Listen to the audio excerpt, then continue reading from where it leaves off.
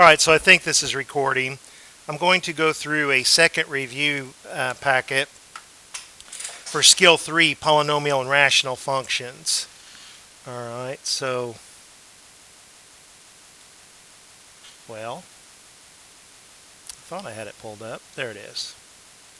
Let's take a look at these first two. They have the same directions.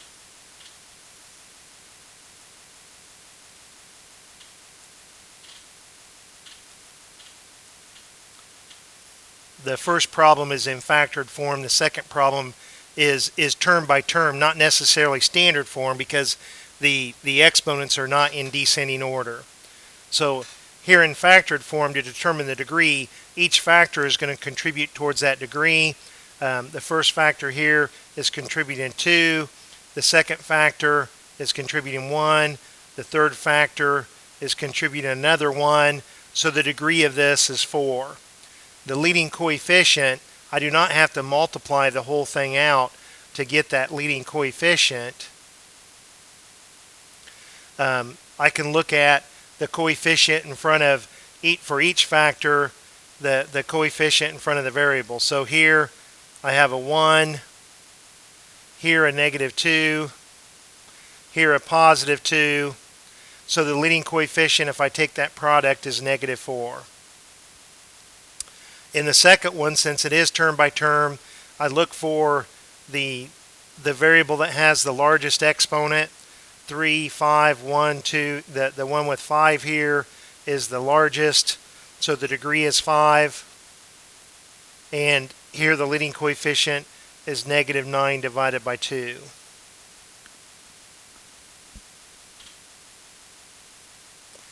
In the second problem, they are asking us to answer true or false to these statements.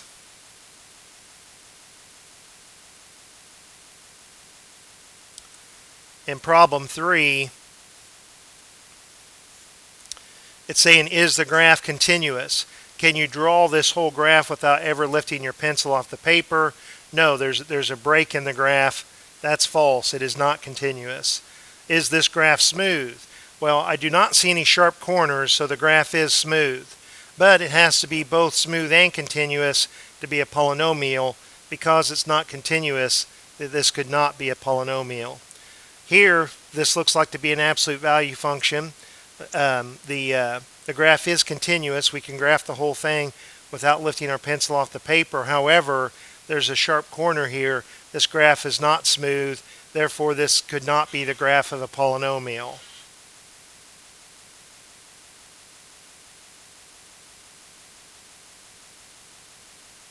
Here we have what appears to be the graph of a polynomial function. And especially since they're asking us the type of questions they ask about polynomial. It is smooth. It is continuous. We're interested in the end behavior. We're interested in what's going on in this graph far away from the origin. We're interested in this portion of the graph. Let's see, we're interested in what's going on in the end behavior at the ends of our graph here. Well, this is saying that as you move to the left, as x is going towards -infinity, it's asking us what y is doing.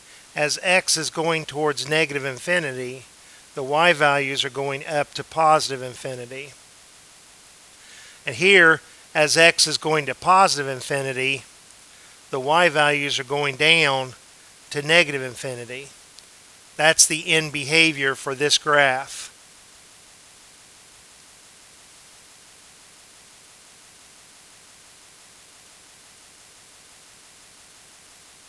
So now it asks us to determine that same type of question, the end behavior. However, they don't give us a graph, they give us equations. So we need to identify the degree, determine whether it's even and odd, and then identify the leading coefficient and determine whether it's positive or negative. So this is not written in standard form. However, it is written term by term. So I look here for the exponent that has the biggest variable. 4, 1, 5, 6, 0, 2 looks to be, the 6 appears to be the biggest, so the degree is even. The degree is 6, and 6 is an even number. The leading coefficient is 1/2, and since 1/2 is positive, it's always going to fall into one of 4 possibilities. When it's even, the end behavior is going to go together, either towards positive infinity or towards negative infinity, but both of these signs are going to be the same. And since the leading coefficient is positive, as you move to the right, as x goes to positive infinity, this is going to go up. And we said that because it's even, it goes together, so this one also goes up. Now here I need to identify the degree. It's in factored form. Each factor contributes towards the degree. So the first factor is contributing 4. The second factor, this 1 times 1 is 1. And here the 1 times 2 is 2. And I've got a degree of 7, and that's an odd number. So I know this time the end behavior, the signs are going to be opposite. One's going to be positive, one's going to be negative. Let's determine what the leading coefficient is. I don't have to necessarily multiply this all out. I can just multiply the coefficients in front of the variable. Now don't forget to square it. So I've got 1 times 5 raised to the first power, and 5 to the second power. So I've got 1 times 5 times 25, 125, but what I'm really interested in is the fact that it's positive. So with being odd, we said it was going in opposite directions. With being positive, we know that it's going up to the right and down to the, they're going in opposite directions, and since it's positive, it's going up to the right. So as x is approaching positive infinity, so is y. And as x is approaching negative infinity, since it's odd, these are opposite signs. So there's my answer for 6 and 7.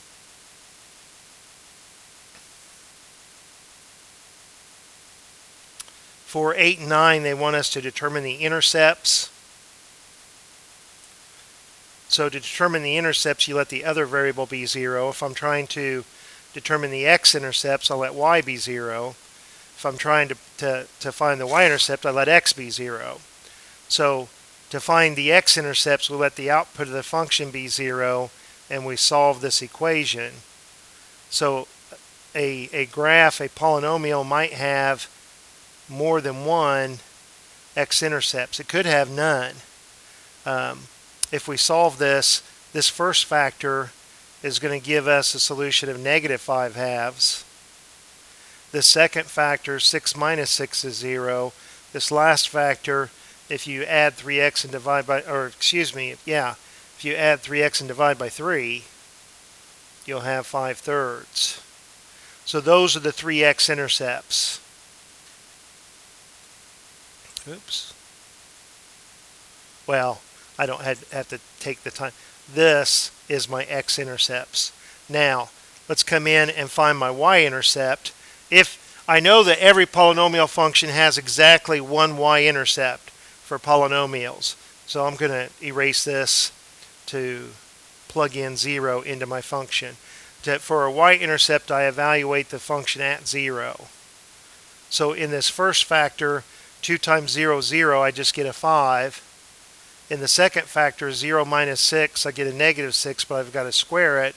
And then here, if x is 0, I get a 5. So this y-intercept, 5 times 5 is 25, negative 6 squared is 36, and I do not know what 25 times 36 is. This says it's 900, if I keyed that in right. You can put 900, or you could put y equals 900, right? Or you could put f of 0 equals 900. That's the same thing. All right, so let's do this problem number 9. It's the same idea. This time I need to factor this. When you have a leading coefficient that is different than 1, our algebra team here has taught many of you that to use an x method. You write the middle term at the bottom of an x. You take the first term times the last term, and that's a negative 60x squared, and then a trial and error begins that you look for two numbers that when multiplied together it gives you negative 60, but when added gives you a positive 4. So the larger number is going to be positive 4. If I look at factors of 60, to think about this for a minute, I've got 2 times 5, 2 times 3. Well, I've got it right here, the 10 and the 6. If I make 10x positive, and if I make 2 times 3 this negative 6x, when I multiply those together I get negative 60, and when I add them I get 4x. See, I wrote it as prime numbers, and then, sometimes you'll have to shuffle the order that you multiply those prime numbers and group them in such a way to find the answers. And here they tell us to make a table, especially when the leading coefficient is different than 1. So we write our leading term and our constant term along one diagonal, and the two numbers that we found in the x along the other diagonal. And we look to see what's common here. They're both even numbers, so I'm going to factor out a 2. And here I'm going to factor out, they're both negative and even, so I'm going to factor out a negative 2. Here I see x is common to both, and both are divisible by 3. And 3x times the negative 2 is negative 6x. If I look vertically here, they both have an x, and they're both divisible by 5.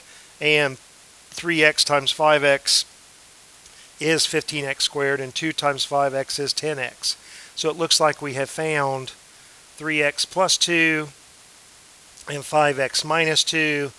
The most likely that a common error would be to have the sign switched, to have it accidentally be 3x minus 2 and 5x plus 2. You'll see students do that. So now that I'm trying to find the x-intercepts by letting y equal 0 in factored form, I can see these x-intercepts very clearly. Two-step, set this equal to 0 and solve, subtract 2 and divide by 3. Set this equal to 0 and solve, add 2 and divide by 5. So here are my two x-intercepts.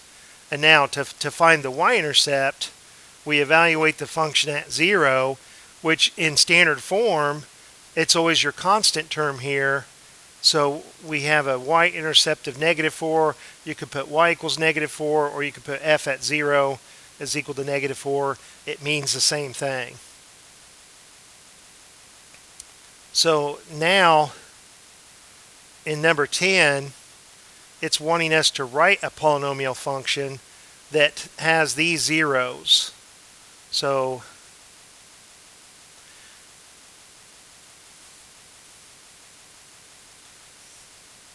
zeros are another word for x-intercept. So the graph of f is intersecting the x-axis at x equals 4, at x equals negative 3 halves, at x equals 0, and at x equals negative 1. So we can write this polynomial function. In factored form, this x equals 4 is written as x minus 4. And in factored form, this negative 3 halves is 2x plus 3.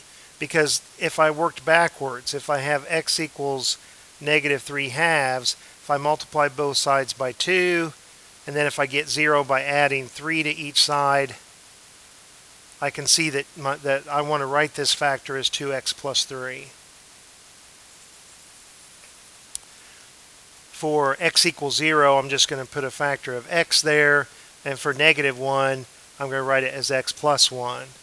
Now, because it's going through the origin, the y-intercept is 0, and normally we have to put some coefficient here, but you can see that since it's going through the origin, when x is 0, this is going to be 0. So this a here can really be any real number we want, so I'm just going to go ahead and make it 1. Now, many people on the first exam multiplied this out, and you really don't need to because it's not telling us that it wants the polynomial function in standard form.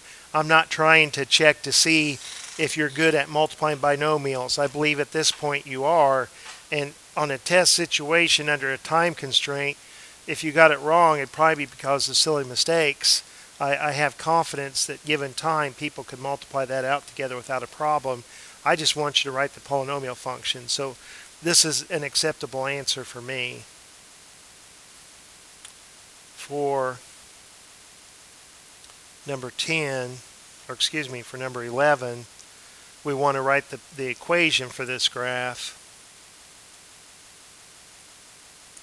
So we're going to use the intercepts to do that. So I'm just going to call P for polynomial. My constant term, in factored form, I could have a coefficient that affects it. I'm just going to call my coefficient right now A.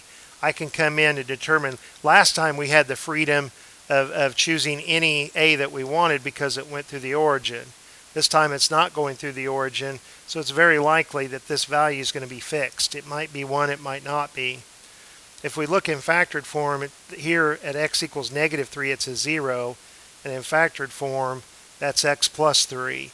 And since this is crossing, and it's not really crossing as it's flat, so I'm going to make this an odd number, and I'm going to make the multiplicity 1 and not a 3. I argue if that was a 3, that you would still cross the x-axis, but it would be flatter where it crossed. Down here, this is a touch and turn, so my multiplicity is going to be even. In factored form, this 0 at x equals 2, this x-intercept at x equals 2 is written as x minus 2, and this could be any even number. And here, somebody might argue, if it was a larger even number, it would just be a little bit flatter again, but it would still do a touch and turn. So I'm just going to pick the smallest even degree there. So now I know that this point is the 0.06. So in factored notation, when P is evaluated at 0, the output of this is 6. So on the right hand side, if I let x be 0, when I multiply these together, all of these together, I should get 6. Okay, and I need to make A so that that'll be true. So I've got -2 squared is 4, and 3 times 4 is 12. And so to solve for A, I divide by 12, and I have this A is 1/2. So now I'm ready to express my final answer, that this equation, the equation for this graph, if I call it P of x, is 1/2 times x plus 3 times x minus 2. And if I really wanted to make sure that these were 1 and 2, I could plug in the number -1 and see if I get something that's close to 9 there. That's pretty easy to do. We can do that right now. -1, 3 minus 1 is 2, and half of 2 is 1, and when I plugged in the -1, that became -3 squared is 9. So it does seem to me, since it's also passing through the point -1, 9, or at least this appears to me to be very close to 9, and it did work out on my answer that if I plug in -1, I get 9. So I'm even more confident that this is the correct answer, that I didn't have to make this a 3 or a 4, that this is the equation for that graph.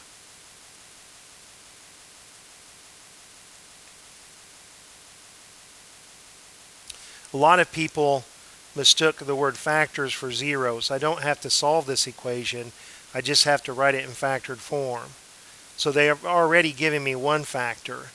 They are telling me that this g of x can be rewritten as x plus 5 times some polynomial. To determine what that is, I'm going to use synthetic division and figure out, the other factor. It tells me one factor, and through synthetic division, I can find the other. So I make sure that this is in standard form. The exponents are in descending order, 3, 2, 1, and the constant, and there's no missing powers. In factored form, the x plus 5, the 0, the x-intercept is a -5. And now I peel off the coefficients of 2, 3, -29, and 30. So if this statement is true, and if I haven't made any mistakes, I should get a 0 here by the 0 remainder. I'm interested though in this other part, the x squared portion of this polynomial when you factored out x plus 5. So the 2 comes down, gets multiplied by negative 5, I add, it gets multiplied by negative 5, and I add, and it gets multiplied by negative 5, and I add and I get 0. So this 2 minus 7, this is 2x squared minus 7x plus 6. And my remainder is 0, so I don't have to write anything else. Well, I can continue to try to use synthetic division, again on the 2, negative 7, and 6, by generating a list of possible factors. But you know, it's probably just easiest and quickest, if you're good at factoring, to simply factor this. So even though this is not the number 1, it is prime, so there's only one way to get that leading coefficient when I factor. Oh, I'm going to sneeze. I tried to hit the pause button as quick as I could, but that sneeze came on pretty fast. I apologize if I just sneezed while you're watching this. All right, so factors that give me positive 6 and negative middle term are going to be negative and negative. 6 is going to be either a negative 6 and a negative 1 or a negative 2 and a negative 3. Negative 6 and 1 would be too big. If I try negative 3 here, that gets me a negative 6, and nope, that doesn't work. If I make this a negative 2, that's a negative 4, and negative 4 minus 3, negative 7. Okay, so there we found it. Sorry about that. So that is all I've done. Let's slow down. All I've done is factor this. Okay, so what it wants is for me to have this g in completely factored form. So it just wants me to rewrite g instead of 2x cubed plus 3x squared minus 29x plus 30. I claim if you multiply all these binomials together, that's exactly what you'll get. I have rewritten g in factored form. Now, negative 5, 3 halves, and 2 are the zeros of this function, or if you want to call them x-intercepts, or if you want to call them the roots. But these guys right here are the factors, and that's what it asked for.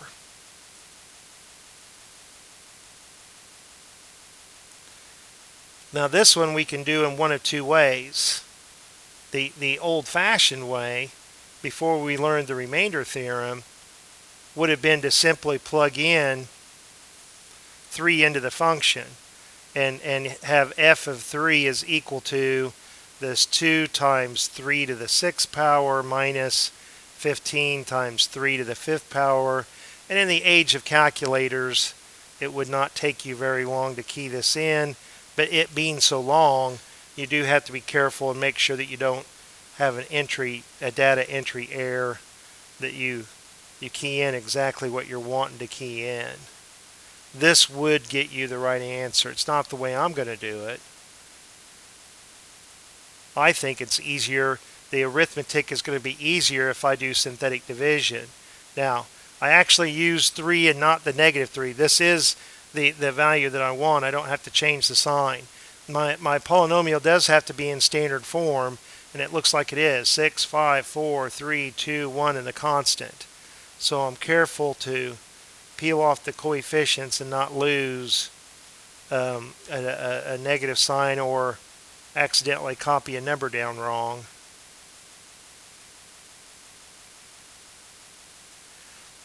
Now, if this were a factor, if this were an x-intercept, if this graph is crossing at x equals 3, I would get a 0 here. But they're not telling me that. It might be, all I'm trying to do is to evaluate f at 3. So let's bring down the 2. It may or may not be 0. That has nothing to do with this problem.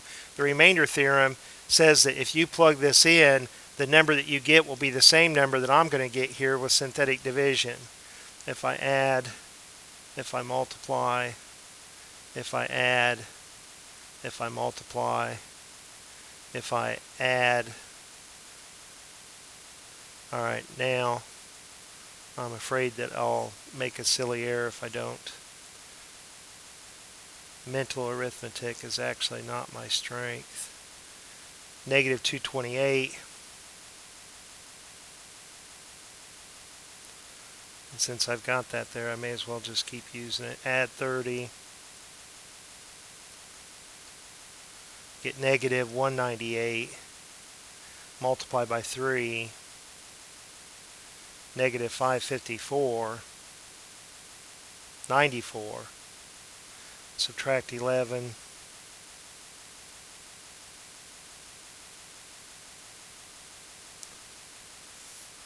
Multiply it by 3.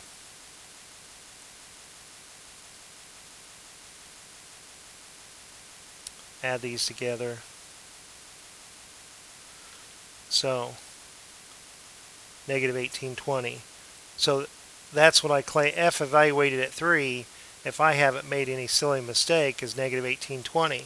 Now, depending on how much time you have on the test, you can check your answer by plugging it in. So if we have 2 times 3 raised to the 6th power minus 15 times 3 raised to the 5th power plus 10 times 3 raised to the 4th power minus 25 times 3 raised to the 3rd power plus 30 times 3 squared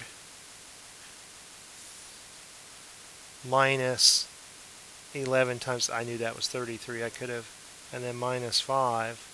Do we get the same value? Negative 1820. So if I have time, to me it took as long or longer keying that in the calculator, but if I have the time on a test, then I know for certain that I'm correct now, that I've done my synthetic division right, because I had 2 different ways to evaluate this function at 3, and I got the same number doing it each way.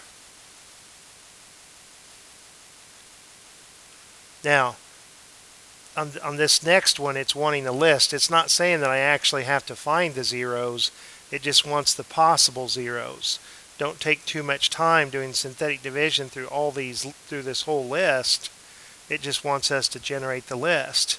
So our possible numerators are the factors of my constant term. So my possible numerator is going to be plus or minus 1, 3, 5, and 15. My possible denominators, I use the leading coefficient, and that's 1 or 2. So this list that they're interested in, it's no guarantee that any of these are x-intercepts, but if there are any x-intercepts that are rational numbers, they're going to be in this list. So we take this possible numerators and divide it by 1, just recreates these values. And then we take each of these values and divide it by 2, 1/2, 3/2,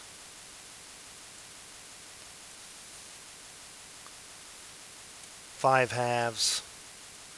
See, I know sometimes this division will simplify to one of these previous values and I won't have to write it, but in this case I need all of these.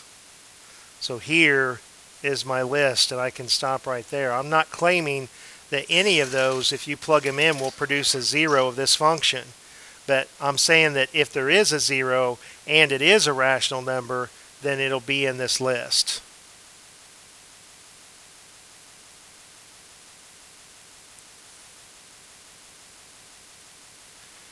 We want to find the zeros, the x-intercepts, and also use the multiplicity to determine how it intersects the x-axis. Does it does it cross it or do a touch and turn? So we need to find the x-intercepts, let y equal 0, the output of this function, to 0, and look at these factors and see if they're completely factored in, if they're in lowest form. So I see that a 3 is common there. I see this is the difference of squares. It factors to x plus 5 and x minus 5. Now, this may or may not factor here. We're hoping that it does. If it doesn't, we'll have to use the quadratic formula. I would use the discriminant first to even see if this factor equals 0 or not. It may not be contributing any zeros to this function, but let's look and see. So since it has a leading coefficient of 15, I'll take the time to do the x method, but most of you are going to be able to just do it by trial and error. If we look at the middle term, 4x, and the first term times the last term, negative 45x squared, two values that multiply together to get me a negative 45, but add together to give me a positive 4. If I have 9 times negative 5, that's negative 45, and if I add those together, I get positive 4.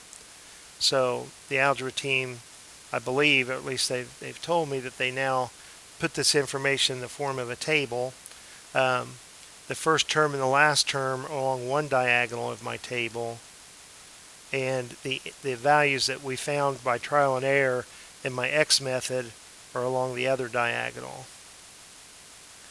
So I look here and see that these are both divisible by 3. These are these only have a common factor of negative 1. I look across here and I see a 5x is common, and I look vertically here and see that 3x is common. So let's check and see. 5x times 3x gives me 15x squared. The positive 5x times negative 1 gives me negative 5x. 3 times 3x gives me 9x, and we can clearly see that 3 times negative 1 is negative 3. So this guy does factor to 5x plus 3 and 3x minus 1. Alright. I'm going to erase this out of my way because you can either pause the video or rewind it to look and see if you need to. Now, this 3, if I divide both sides by 3, that's not going to contribute towards any 0. I have 3x minus 1, but I have another factor of 3x minus 1, so I want to write this as 3x minus 1 quantity squared. Okay, so that's taking care of this one and this one. And now these others, I don't have any other common factors, so this x plus 5 is to the first power, and this x minus 5 is to the first power, and this 5x plus 3 is to the first power. Those are all odd powers. This is 2 is even, so when I have an even multiplicity at that 0, the graph does a touch and turn, or if you want to call it just a touch. So in the body of my table,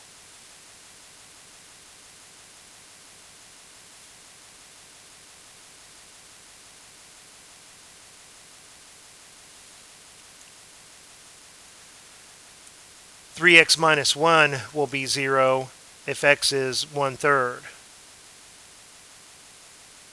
And because that's an even multiplicity, it'll do a touch and turn on the x-axis. X plus 5, negative 5 plus 5 gives me 0, so the 0 of the function, the x-intercept, is negative 5. Since that's an odd multiplicity, when the graph intersects the x-axis at negative 5, it crosses. Here, 5 minus 5 is 0. And again, that's the multiplicity is odd, so it's a cross. And 5x plus 3, if I set that equal to 0 and subtract 3 and divide by 5. And because that's an odd multiplicity, it's a cross.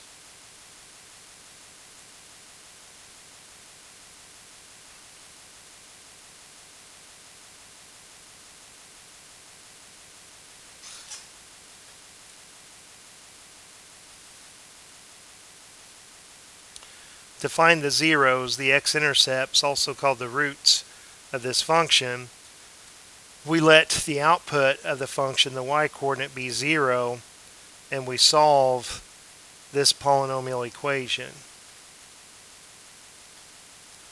I do not have a technique like an X method to help me when I have more than 3 terms, and I do not see a way to factor this by grouping.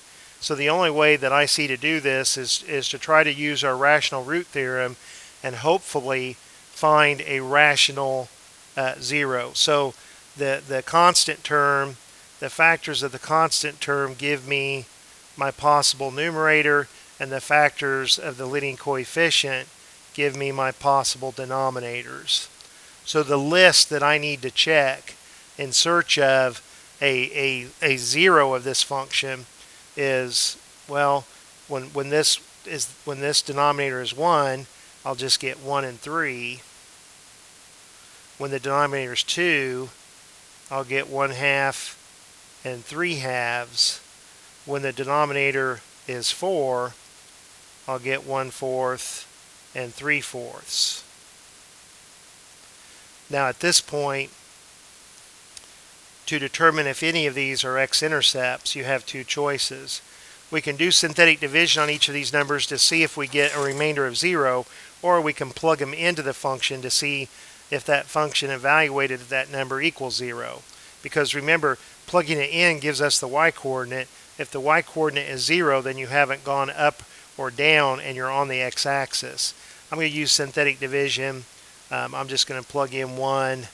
I've got 4, 8. This is in standard form with no missing terms. You do have to check that.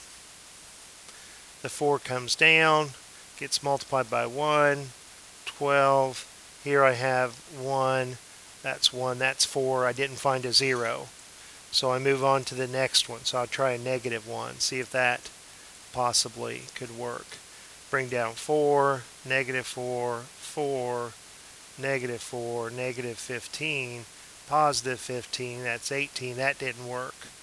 So 1 and -1 are not zeros of this function, x-intercepts. Let's try 3. I don't know why I erased all of it. I didn't need to do that. See if this gives us a possible 0. 4, 12, 20, 60. It's not going to, is it? 49. And 3 times 49 is some positive number plus 3. I don't even have to continue. I know that that's not going to be 0. Try a -3. Add these together. Multiply these together. That adds to 1. Hey, that's a net. We found it. Okay. You know, and we're a little bit happy. If it didn't work, we'd have to come in and do this synthetic division with fractions, which is not hard, but to some students it's intimidating. So we now have to recognize what this gives us. It allows us to factor this g of x into 2 factors. One factor being x plus 3. And now since that was x cubed, this guy is x squared, because this is my constant term, my linear term, and my x squared term. So I have 4x squared minus 4x plus 1. So I need to either factor this or use the quadratic formula to determine the rest of the x-intercepts, the rest of the zeros of this function. I'm going to erase this to use this work to space to try to factor this. So I've illustrated several times now the X method and stuff, and if you need to do that, that's fine. But I think that we can see, well, let's try it. We're either going to have 4x times x or 2x times 2x. Let's try, well, you know what? I don't know if that does factor. It's Friday late afternoon, and I'm a little bit tired. Let's look at the discriminant real quick. B squared minus 4ac.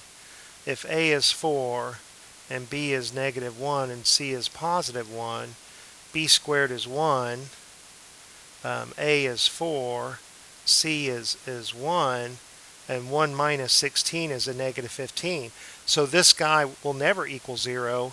So I can check it on that Desmos graphing calculator. I'd like to do that just because if on a test, however, you would just sit there and say, well, this factor is not going to produce any zeros. And I don't remember, I didn't intend for that to be the case.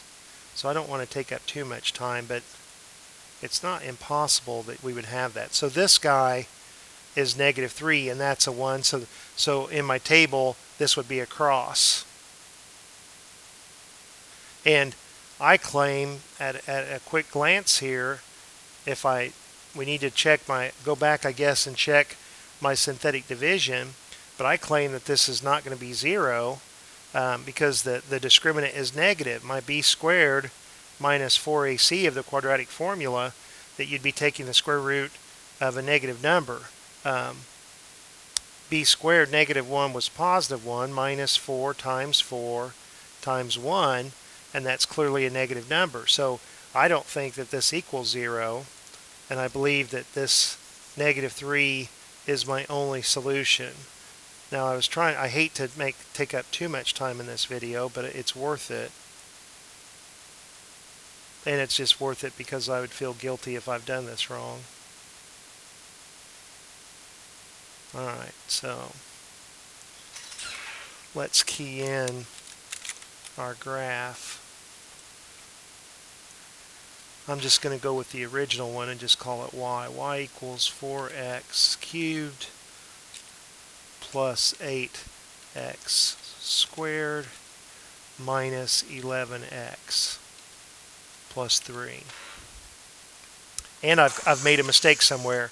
I'm going to stop the video, crop it. You'll never see this. Oh no! Oh wait! That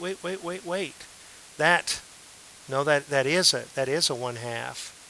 So yeah, and it's a touch and turn. Is this? Oh my goodness! I'm stupid. I can factor this. My gosh, you're probably yelling.